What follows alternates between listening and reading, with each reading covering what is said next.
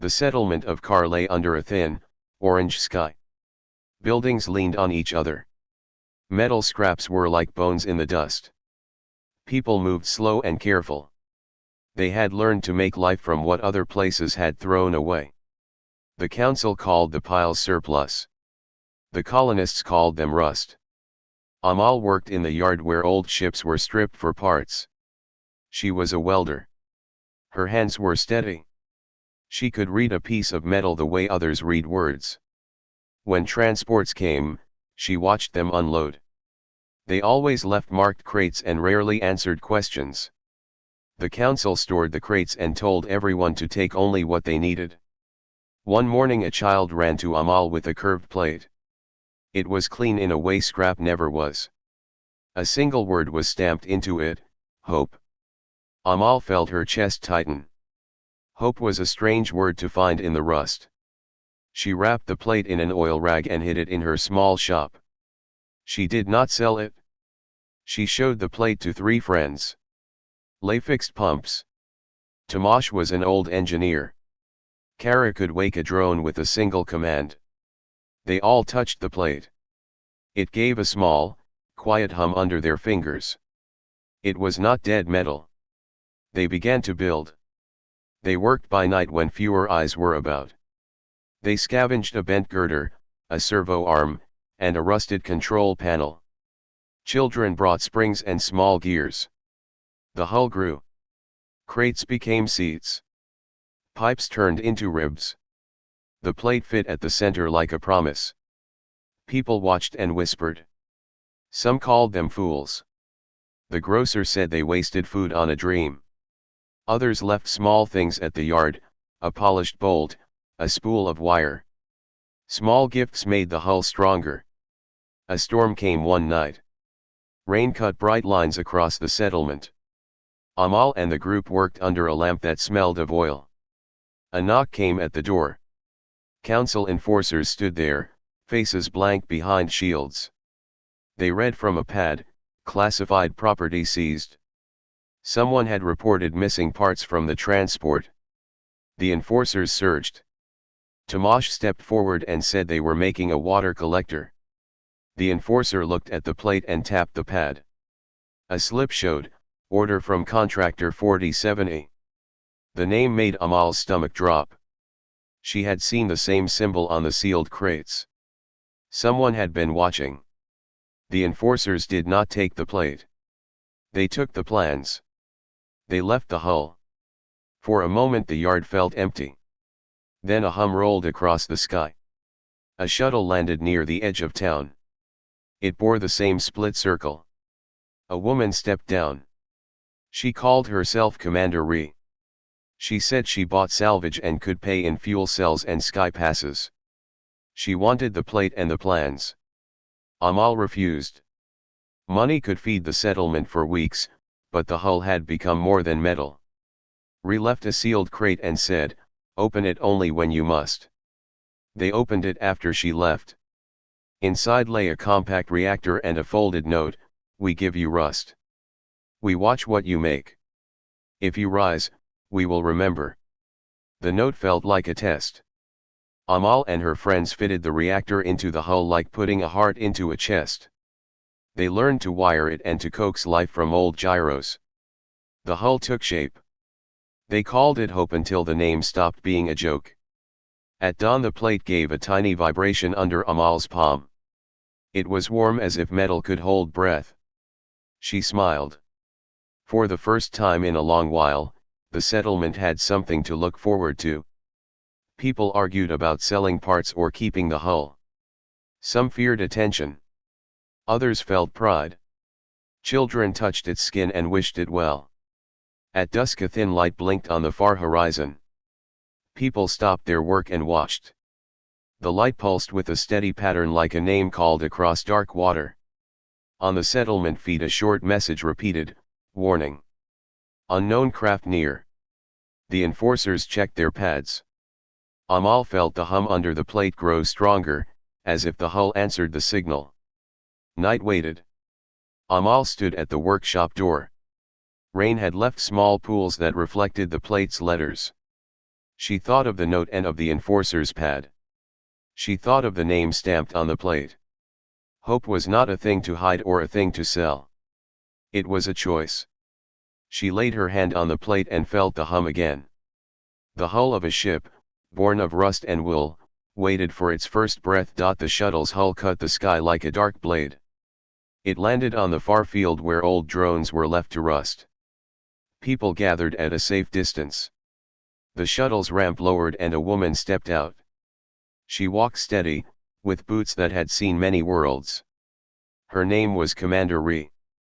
Her voice was short and sharp, like the snap of a folded map. Ree watched the hull plate and the half-built frame with eyes that missed nothing.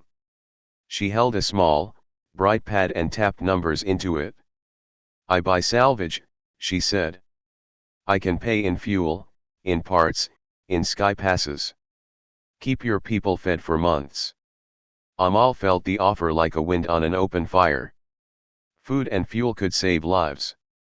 But the hull had grown into more than metal.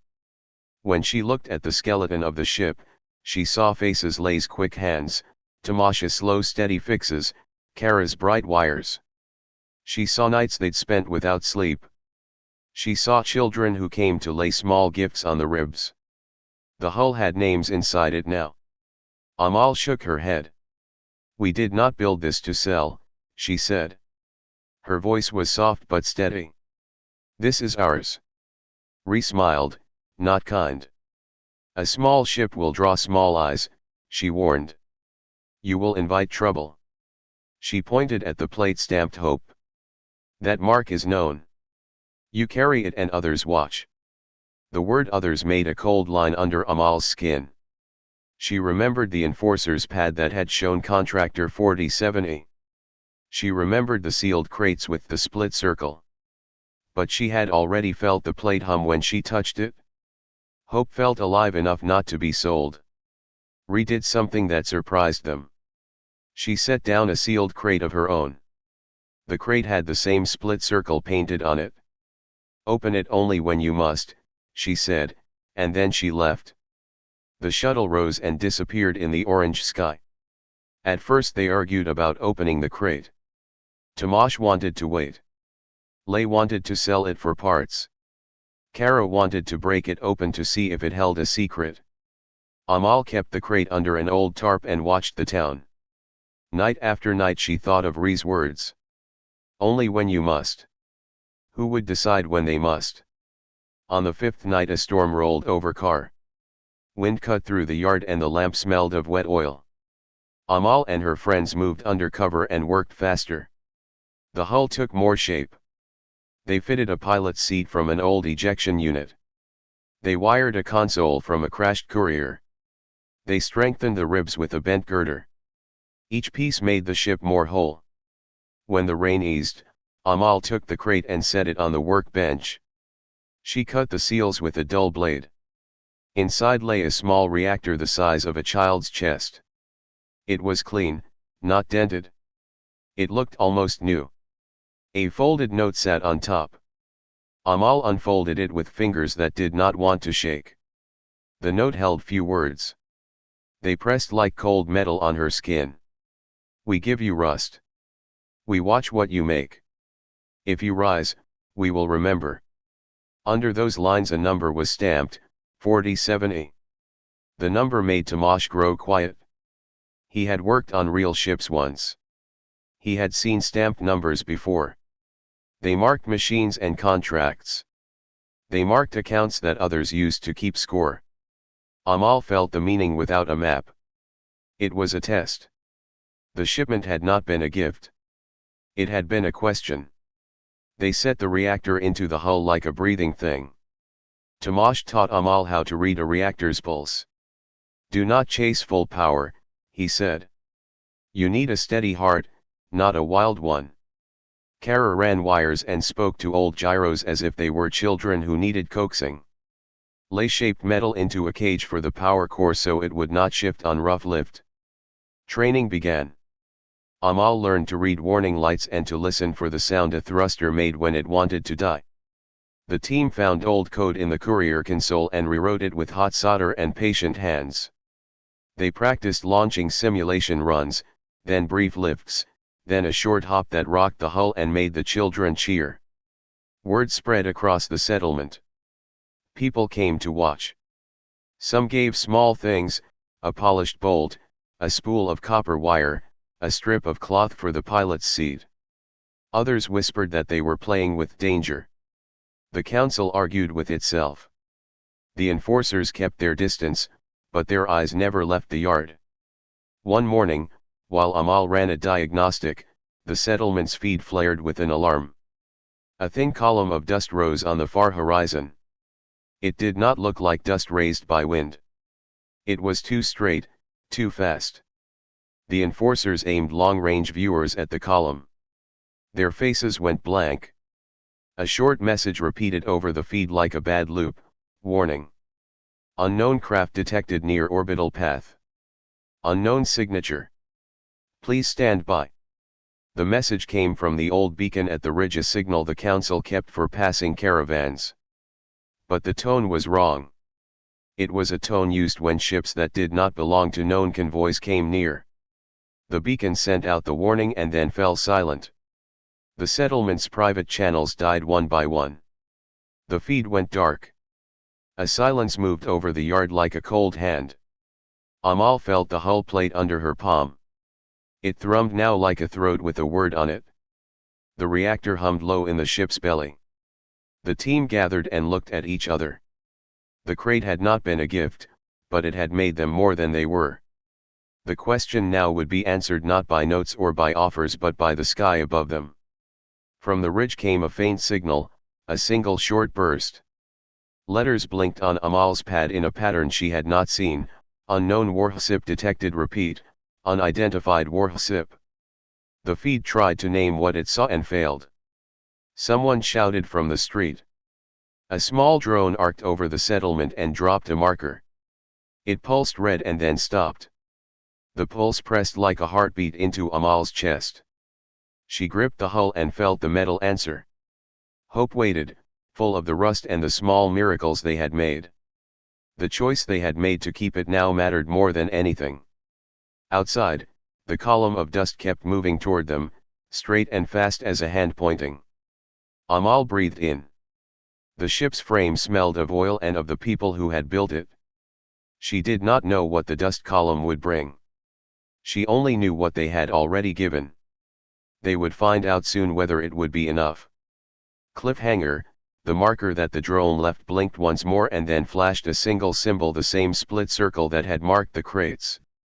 A new message scrolled on a distant screen: target acquired. Hope was no longer just a frame in the yard. The reactor fit in its chest like a heart. Wires ran like veins.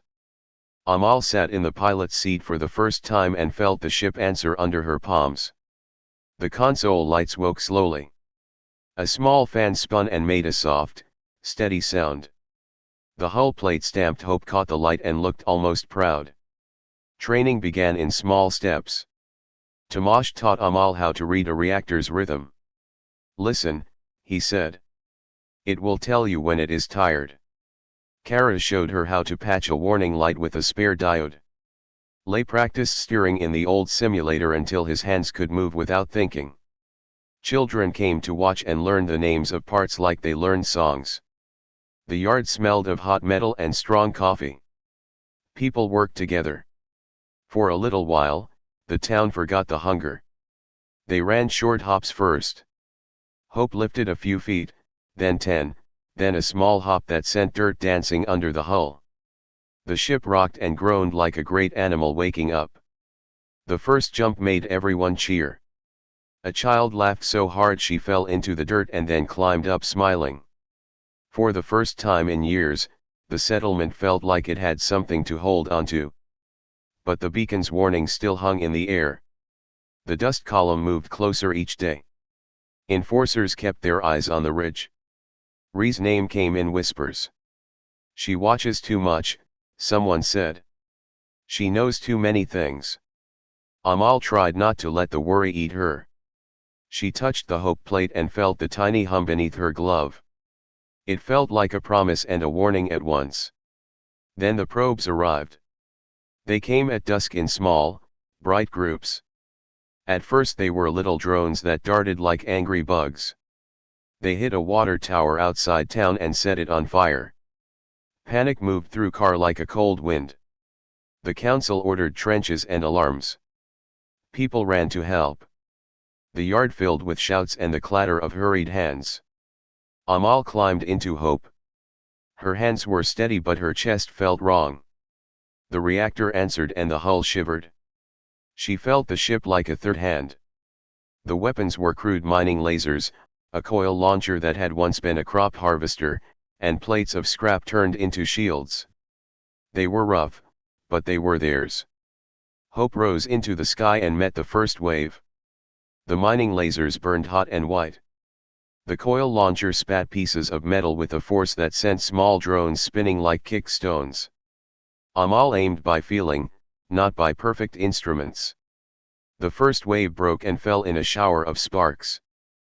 People on the ground cheered and clapped. The children shouted the name Hope as if calling a friend. The drone swarms came back faster and in different shapes.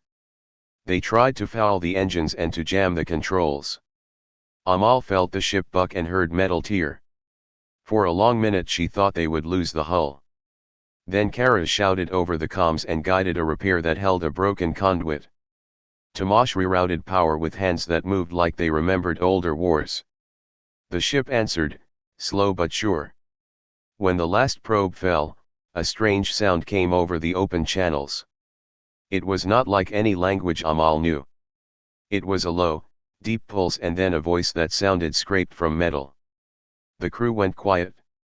The voice said two words, slow and clear, in a tone that made the spine shiver. You are alive. The words echoed inside Hope like a bell. Amal's hand slid to the hull plate and felt the vibration. The tiny script under the Hope stamp moved like a whisper under her fingers. She remembered the note from the crate and the number 47E. Someone had sent the rust. Someone had watched. Now something else had heard them and had answered. Questions pressed on them all at once. Who spoke? Why say that word? Was it a threat or a sign? Ree's crate had been a test, Tomasz had said. But this was more. This was not a test made by a voice from their own kind. It felt older and colder. The settlement celebrated a small victory that night, but no one slept easily. People brought small gifts to the yard, spools of wire, a few cans of soft food. They set an extra watch. The enforcers walked slowly through the streets like men who had smelled trouble and did not know how close it could be. Amal kept thinking of the three words folded in the crate, we give you rust. We watch what you make. If you rise, we will remember. Now they had been remembered. The ship had answered the sky and the sky had answered back. Hope had drawn a line and someone had said, you are here. 2 nights later a larger shadow appeared on the horizon. It was not a drone swarm this time. It was a ship, long, black, and moving with purpose. It made no attempt to hide. Hope's sensors pinged and gave back data that read wrong. The hull's old instruments faltered like a pulse that skipped. Amal climbed in alone at first. She wanted to feel the ship steady. The reactor hummed low and true. She thought of the children's faces, of Tomasz's slow hands, of the way they had bent metal for the ribs. She thought of the little script under the Hope plate, for when all else fails. The long ship did not move to strike. It hung like a question over the ridge and then sent a single signal. It was brief, a single burst of code that stuttered on old channels. Amal watched the readout. The burst decoded into fragments, a few letters arranged wrong and then the same odd phrase she had heard after the probes, you are alive. Her heart hammered. This time the message felt like a name put on a list. On her console a new line lit up, target acquired level, interest. The ship's shadow swallowed the last of the light. Hope trembled as if listening. Amal took a breath and leaned her forehead on the metal. She did not know what the word alive would cost them. She only knew they could not go back to just being a settlement of rust. Outside, on the ridge, The longship pulsed once more. Someone in the yard shouted. A child held her breath. The night seemed to hold its own breath too. Cliffhanger, Amal's pad flashed a small image she did not expect, a symbol stamped in a corner, the same split circle they had seen on crates and on Ree's shuttle. Under it, a single number, 47A. Then the screen went black and a new message scrolled in cold letters, approach authorized. The black ship hovered above the eastern ridge like a blade hung over a throat. It moved slow and certain. The settlement froze. People watched from doorways. Machines that had not worked in years seemed to hold their breath. Amal stood with her crew in the yard. The reactor in Hope hummed under her feet. Her hands felt steady but her heart did not. She looked at Tomasz, at Kara, at Lay, at Kona, every face that had sewn the ship from rust. They had built something that could fly. Now it must fight. The enemy opened first. Light lanced from the longship. It hit a water tank and turned the steel to steam. The sound of boiling metal was loud enough to make small children cry. The council shouted orders. People ran. Some tried to hide. Others moved toward the yard to help. Hope climbed. The first lift was not graceful. The hull groaned. Old bolts complained. Dust blew in a white sheet. Amal felt the frame move under her like an animal waking. The settlement watched as Hope rose and cleared the ruins. For some it felt like the last thin chance. The enemy fired again. This time their weapons burned with a cold blue that ate through scrap. It cut holes where panels had just been pinned. Hope answered with what she had, mining lasers, a patched coil launcher, and shields layered from extra plates. The shots were crude. They were brave. Amal aimed by feel. The console readouts were not perfect. She watched the sky and the way the enemy moved. The first exchange shaved away parts of the enemy's prow. Sparks fell in the dark space between ships like a broken starfield. For a short time the tide turned. Hope struck a true blow. Cheers rose from the ground below. Then the enemy adapted. A cluster of small drones spilled from its belly. They moved like teeth. They found Hope's engines and latched on. Sparks showered down. The reactor's hum picked up a bad rhythm. Warning lights blinked and died. Amal felt the ship pull down as if someone had cut a rope. From the ridge came a single shape Ree's shuttle. It dove in between Hope and the enemy like a ram. Flares burst and bright lights spun. Drones that had been locked on Hope turned their sensors and were confused. Ree shouted over the comms, "Push it. Push it hard. You have one chance." Tomasz and Kona worked at the reactor like men with no time left. They opened valves and rerouted circuits. Tomasz's hands were quick and sure even when his legs shook. Kara fed spare relays into the system. Lay braced the core cage. Amal felt the power rise like a held breath. "Full," Ree barked. "Make the hole and ride it?" The reactor hatefully protested. It had not been built to run this way. Red lights crawled across the panel. The hull shivered under a sound like metal screaming. Amal's palms began to sweat. She remembered Tomasz's voice, a steady heart, not a wild one. Now the heart needed to burn. They forced the reactor above what it should hold. For a moment the ship lived on a razor. Then the core answered. A beam of light like a small sun cut from Hope's belly and struck the enemy. The black ship arced, tore, and a ragged wound opened along its side. Pieces peeled away in a shower. The enemy screamed across the comms in a sound that was almost not a sound. Hope rode the blow. The ship lifted through the heat and smoke like a wounded beast finding strong feet. The drones faltered. For a sliver of time Hope had beaten a thing made to hunt worlds. The settlement below cheered and cried in the same breath. The joy was quick and raw.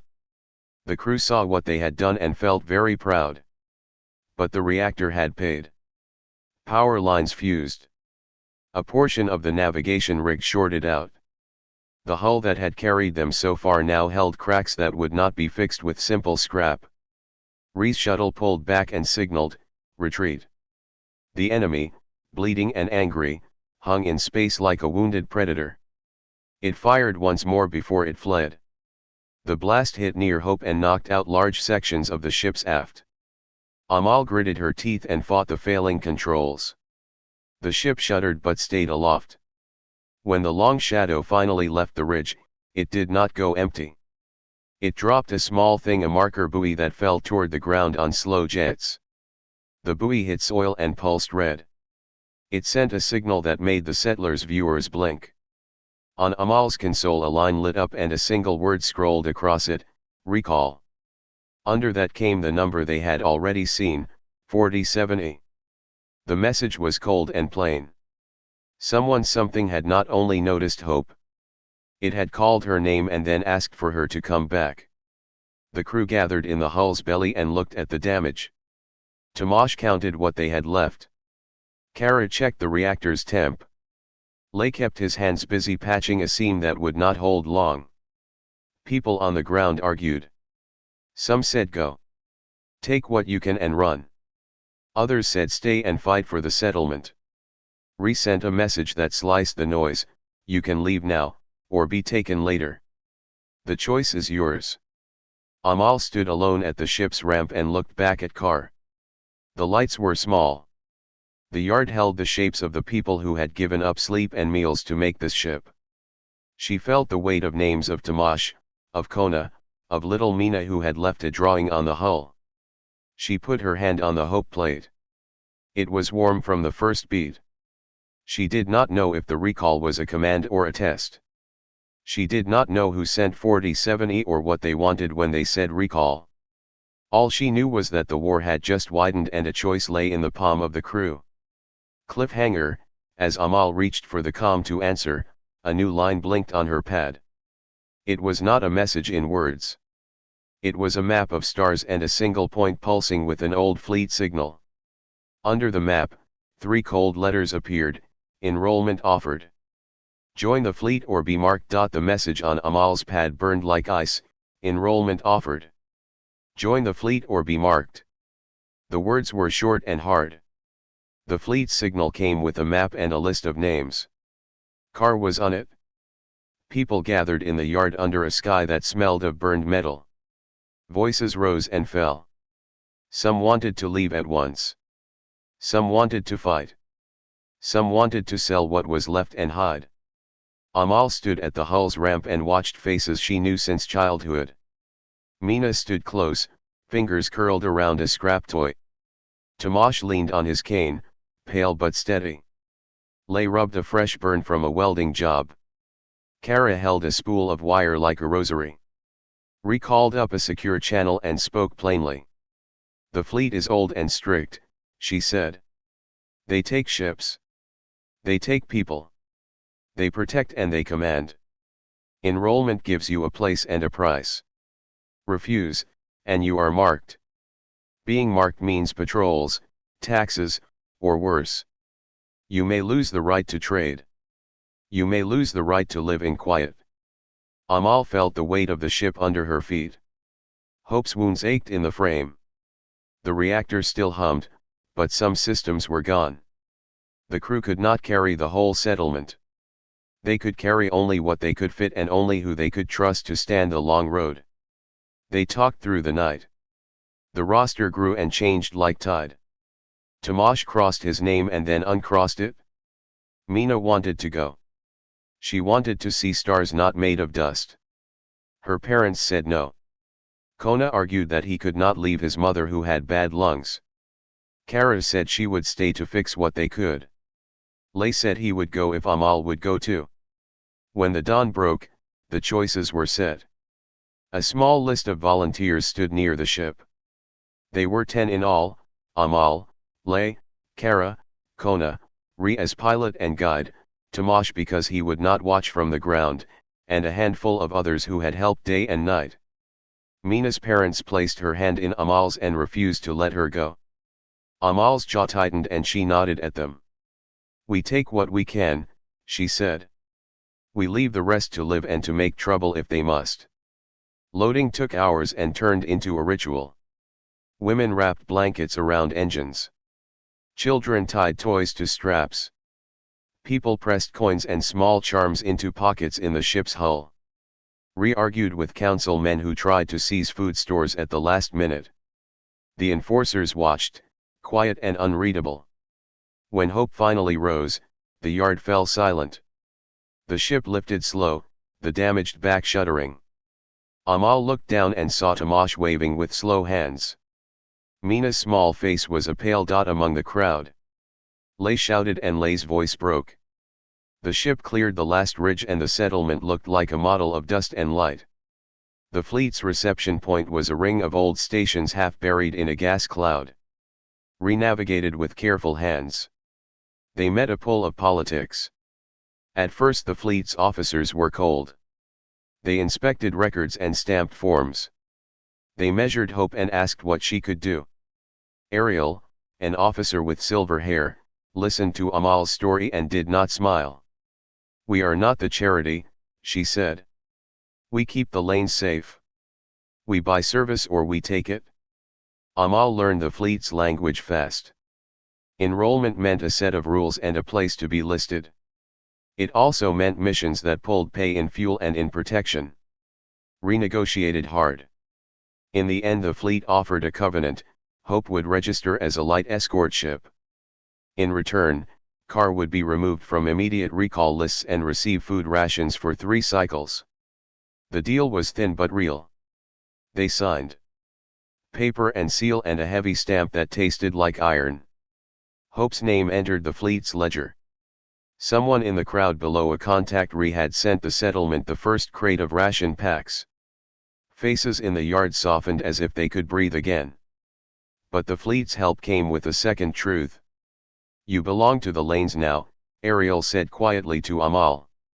"You will answer calls. You will carry cargo and escort convoys. You may fight when ordered. You may be asked to give lives for a convoy's safety." Amal held the terms like coals. She had not wanted to give people away. She had not wanted to trade freedom for a ledger entry. But she also knew what a ration could do and how a map could save a town from patrols that took what they liked. Hope's crew learned hard lessons fast. Their first missions were small and ugly: escort a supply barge, chase a smuggler, carry a wounded convoy. Each mission took skill and cost sleep. They lost a friend when a convoy attack went wrong. Lay died in a narrow corridor full of smoke, a metal shard through his heart. The ship carried his body back to Car. The settlement mourned and then fed those who could not return. Amal stepped down last from Hope when the fleet allowed a rest. Her palms were black with oil. She walked in a line of people who had given so much. Someone had painted a new line on the hull: "We were given rust. We made hope." The paint was choked with fingers and mistakes, but it read true. In the small hours, under a sky washed by distant engines, Amal brushed her hand along the hope plate. The original tiny script still lay faint under the paint. She read the words slowly: "For when all else fails." She pressed harder and felt a hidden seam. Beneath the metal, under the new line and old scars, someone had stamped another word. Amal wiped her palm on her trousers and cleaned dust from the letters. With eyes that were tired and wet she read the small stamped word that had not been there before: kept. Tomash had not lived to see the new outpost that Hope helped find. He had died smiling, proud that the work had meaning. Lay's name would be told in stories. Mina grew into a mechanic who fixed small engines for the settlement when Hope was away. The fleet's ledger changed little by little, and Car learned to trade again. Hope made the rounds and carried their names. The last image of the story lit Amal's face: a battleship patched with scraped metal and human hands, a cradle of small lights where people ate and argued and loved, and above the hull plate, the 2 lines that would not be forgotten. They were simple words, but they held the truth they had chosen. We were given rust. We made hope. For when all else fails kept.